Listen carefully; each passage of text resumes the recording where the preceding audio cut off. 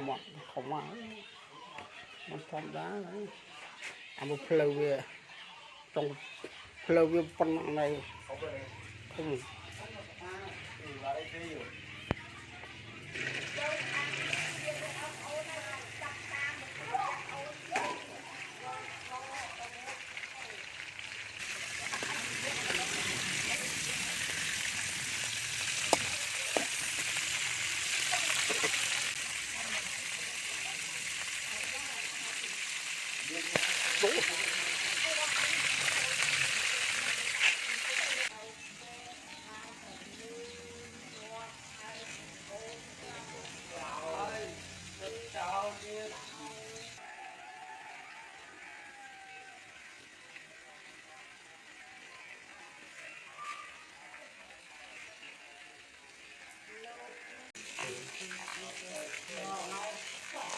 này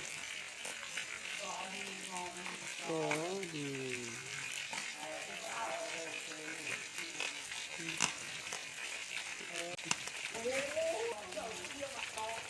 nó bò bán này đã chỗ ấy là đã chỗ lịch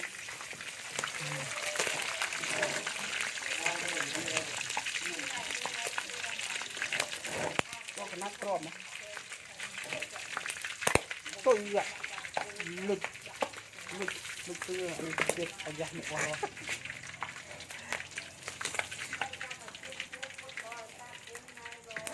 dạ châm phố châm trăm hai ạ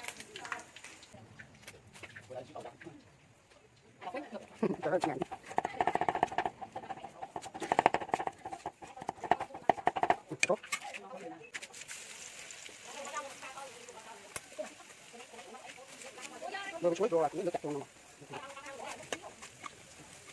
nó chắc nó chắc này chặt luôn cái gì nó ấm á nó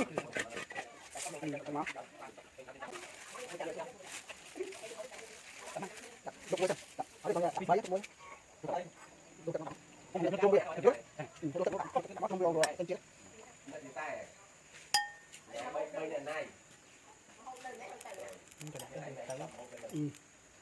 chùm sân cho nên được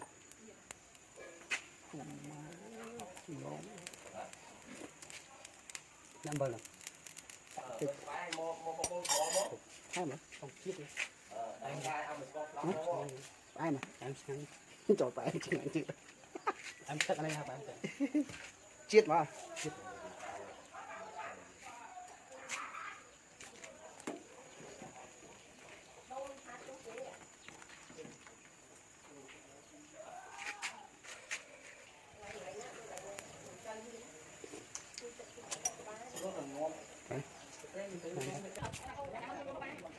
rất là mệt.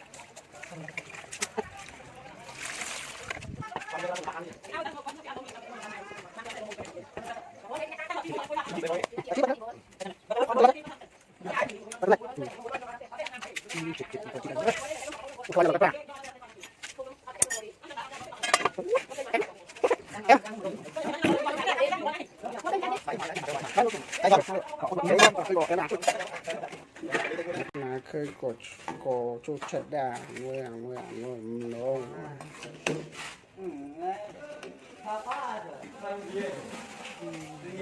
trời ơi lá hao tê hao làm chụp họp dần em tới chưa em tới chưa bật